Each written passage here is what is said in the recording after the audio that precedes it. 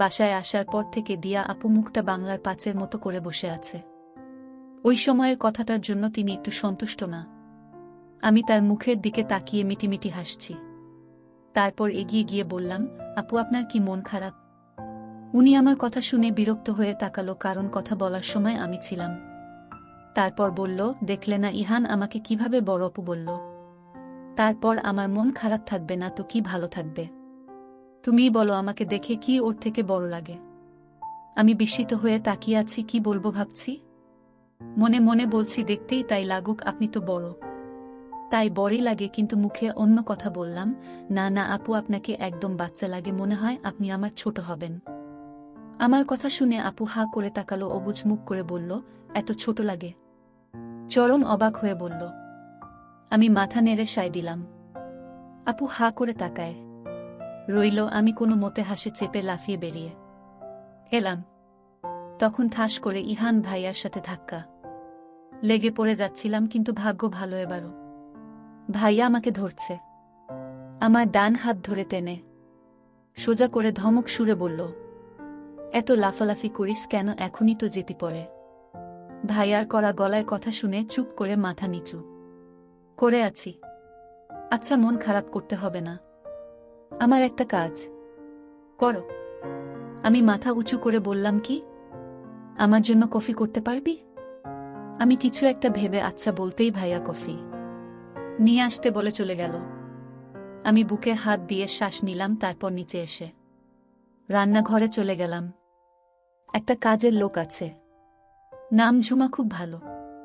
তার সাথে আমার সাক্ষাৎ হয়েছে, তার থেকে রান্নাঘরের সব চিনে নিয়েছি, তাই কফি করতে টাইম লাগলো না। ইমা আপু রিফাত ভাইয়ার রুমে গেছে, সবাই যার যার রুমে আছে, রাতে আর কোথায় বা থাকবে।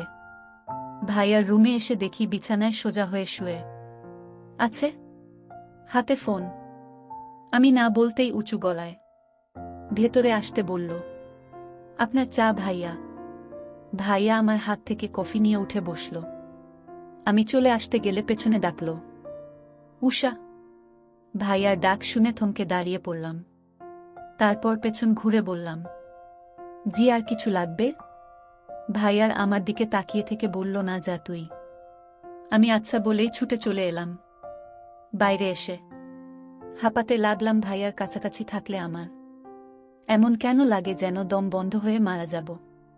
হার্টবিট এত জোরে জোরে লাফায় যেন বেরিয়ে আসবে। হাত পা কাঁপে কেন, এমন হয় কেন? আমি লজ্জায় লাল নীল হতে হতে আসছি, তখন কেউ বলল, হাই উষা, কোথায় গিয়েছিলে? মাথা উঁচু করে দেখি আমার সামনে রিহান ভাই দাঁড়িয়ে। আমি হকচকিয়ে গেলাম।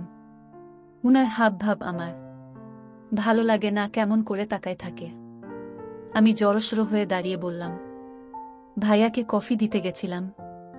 উনি এগিয়ে এসে মুখ গোমরা করে বলল, তুই কেন বাসায় ঝুমা নাই? আমি বললাম, আছে, কিন্তু আমিই দিয়েছি, সমস্যা নাই। উনি বললেন, সমস্যা আছে, তুমি কেন এসব করবে?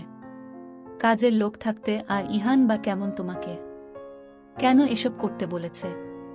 আমি উনার ব্যস্ত হওয়া কণ্ঠ শুনে হতবাক হয়ে তাকিয়ে আছি। উনি এমন করছে কেন? আমার যা খুশি তাই করুম, উনার কি? বিস্মিত হয়ে তাকিয়ে আছি। আমার অবাক হওয়া দেখে থেমে বলল, আসলে তুমি কাজ করবে কেন, তাই বলেছি, ডোন্ট মাইন্ড। আমি আসতে বললাম, কত কাজ করি, এটা তো তার কাছে কিছুই না। উনি ভ্রু কুঁচকে তাকিয়ে বলল, কি বললে? আমি কিছু না বলে কেটে পড়লাম। পরদিন আবার গেলাম রাতারগুল সোয়াম্প ফরেস্ট। রাতারগুল চৌরঙ্গি ঘাট থেকে সোয়াম্প ফরেস্ট ঘুরে দেখতে লাগে ৭৭৫ টাকা নৌকা ভাড়া।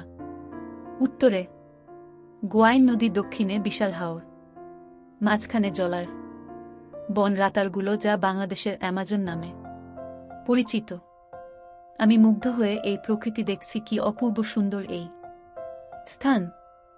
চারদিকে ঘন নির্জনতা আর ঝিঝি পোকার ডাক, ইস, চোখ ধাঁধানো সুন্দর। আমার চোখে মুখে অসম্ভব মুগ্ধতা বিরাজ করছে। মনে হচ্ছে প্রকৃতি যেন তার মায়াবী রূপের সবটাই এখানেই ঠেলে দিয়েছে। আমার পাশে ইহান ভাইয়া দাঁড়িয়েছিল। আমি উজ্জ্বল মুখ করে তাকিয়ে বললাম, কত সুন্দর নিস্তব্ধতা। দুটো নৌকা নেওয়া হলো, একটায় আমি, ইমা আপু, ইলা আপু আর রিফাত ভাই, আরেকটায় দিয়া ইহান ভাই, রিহান ভাই ও রাজীব। এটা দেখেই ইমা আপু নেমে পড়ল। আর ইহানকে আমাদের টায় দিয়ে নিজে রিফাত ভাইয়াকে নিয়ে চলে গেল ওইটায়। আমি জানি কেন করেছে, ওই দিয়ার আশেপাশে ভাইকে রাখতে চায় না আপু, তাই।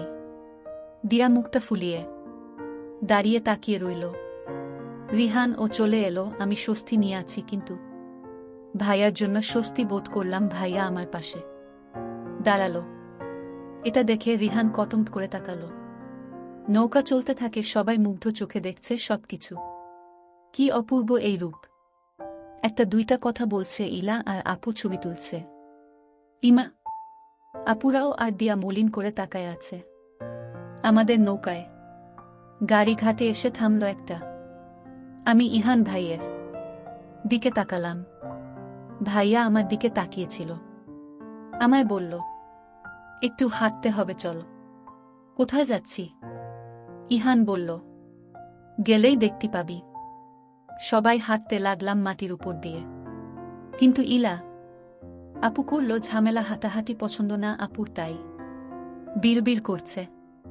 হাঁটতেছি সবাই মিলে, হঠাৎ আমার মনে হলো কিছু আমার পায়ে কামড়ে ধরছে। আমি মাথা নিচু করে পায়ের দিকে তাকাতেই এক চিৎকার করে উঠলাম, নিজের সব শক্তি দিয়ে। কি যেন আমার পা কামড়ে ধরে আছে, ভয়ে আমি ঘেমে গেলাম মুহূর্তে। আমার হাত পা কাঁপছে। সবাই আমার চিৎকার শুনে আমার দিকে তাকালো। দিয়া আপু চিৎকার করে বলল, ও মাগো যোগ। আমি তার ভয় পাওয়া দেখে আরো ভয়ে মিলিয়ে গেলাম, কেঁদে উঠলাম।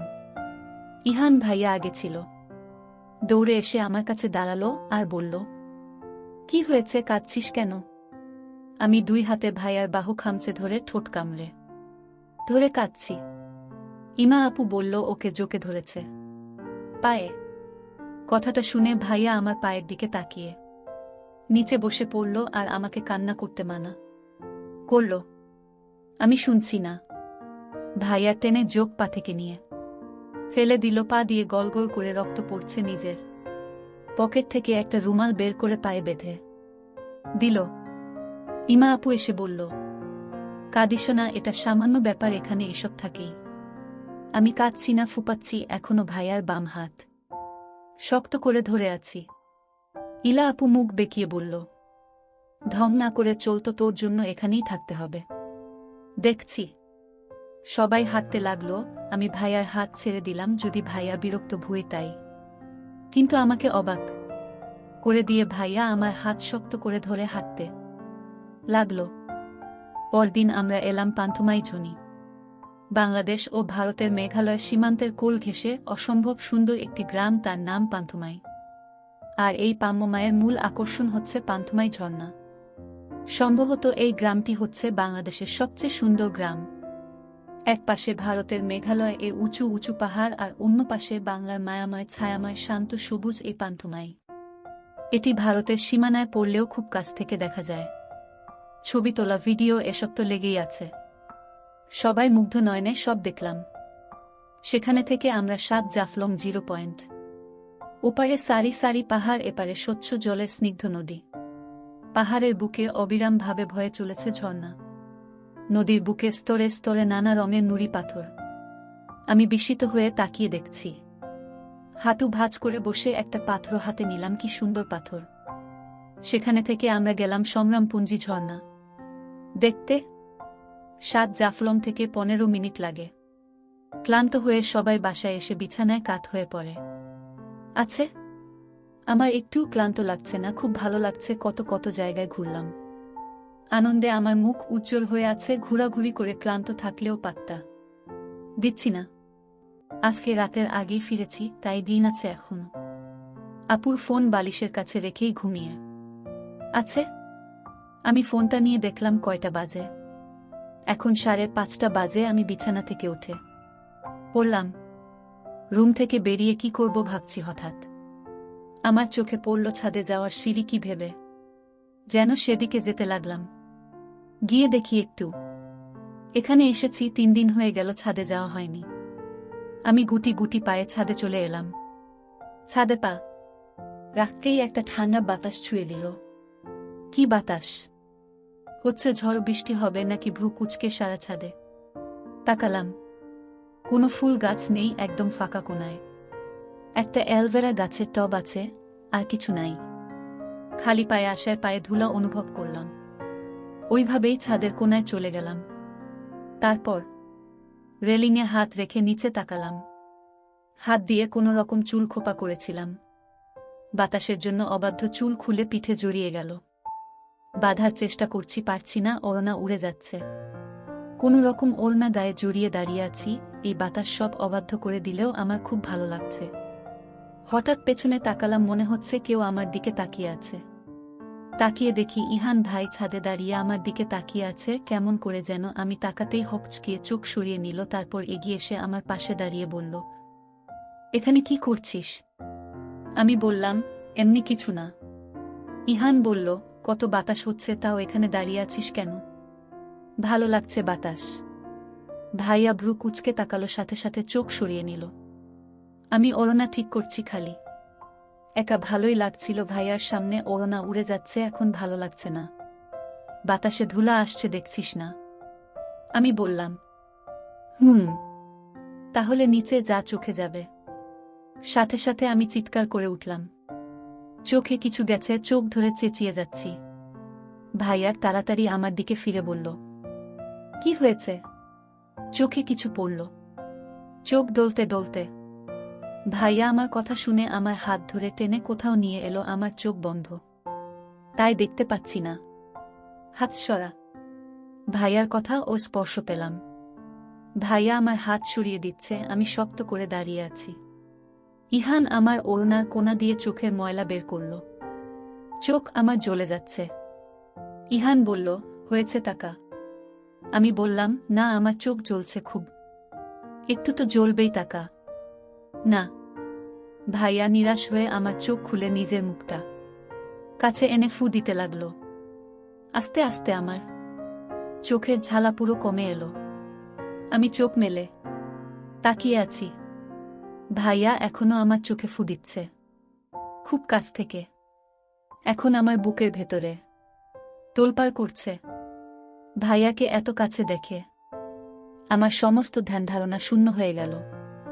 ভাইয়ার দিকে বিষ হয়ে তাকিয়ে আছি। বুকের ভেতর টিপটিপ করছে।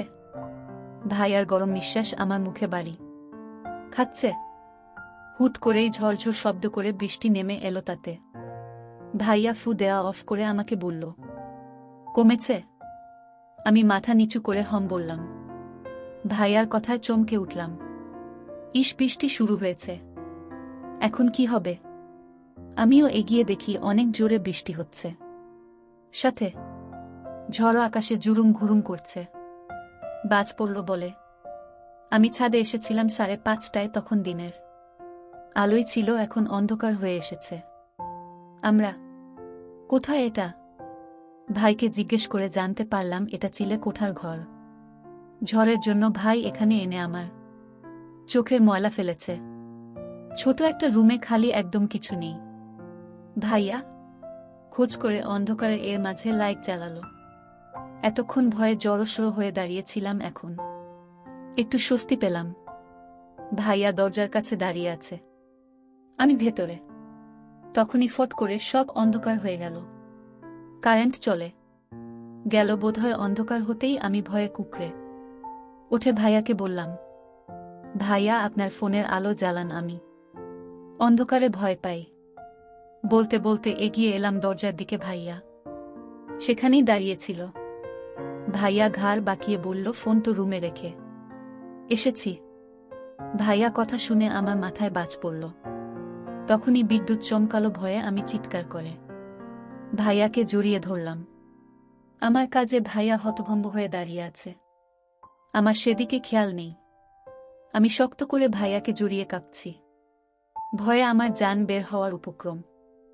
বাইরে বাজ পড়ছে, আবার বিদ্যুৎ চমকে চমকে দিন হয়ে যাচ্ছে। মরে গেলাম আমি? আমাকে ছাড়াতে চেয়েও পারল না ভাইয়া, তাই ওইভাবেই আমাকে নিয়ে ভেতরে এসে দাঁড়ালো। তারপর আমার মাথায় হাত দিয়ে বলল, এত ভয় পাচ্ছিস কেন? আমি আছি তো তোর সাথে। আমি কাঁপতেছি। ভাইয়া আমাকে শান্ত করার চেষ্টা করছে, কিন্তু আমি পারছি না। পারবো কি করে? বাজ পড়া থামছেই না। শেষে ইহান আমাকে শক্ত করে জড়িয়ে ধরল। এটা ছাড়া আর কিছু করার নেইও। থামছি না, কাঁপছি, ফুপাচ্ছি। ইহান আমার মাথায় হাত বুলিয়ে দিচ্ছে। আমি ওর বুকের সাথে মিশে আছি। এতে ইহানের বুকের ভেতরটা কেমন যেন করে উঠছে। ওর গরম নিঃশ্বাস আমার বুকে পড়ছে। আস্তে আস্তে আমার ফুপানি কাঁপাকাঁপি কমে এলো। ঝড় থেকে এখন বৃষ্টি হচ্ছে। ঝড় থেমে যেতেই আমি সম্মতি পেলাম। ভাইয়ার বুকে আছি ভেবেই লজ্জায় লাল হয়ে গেলাম।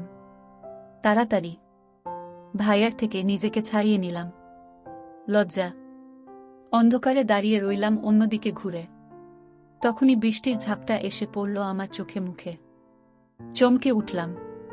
বাইরে দিন হচ্ছে তো রাত, তাতে দেখলাম জানালা দিয়ে পানি আসছে।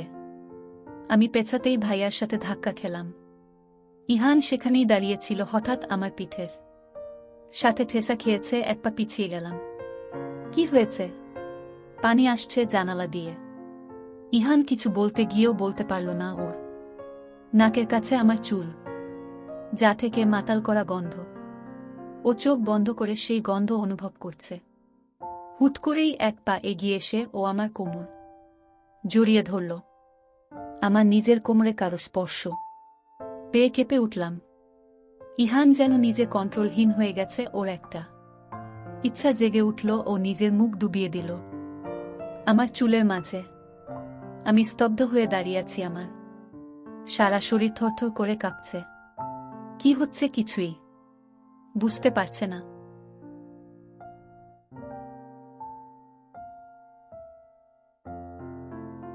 সম্পূর্ণ ভিডিওটি দেখার জন্য ধন্যবাদ।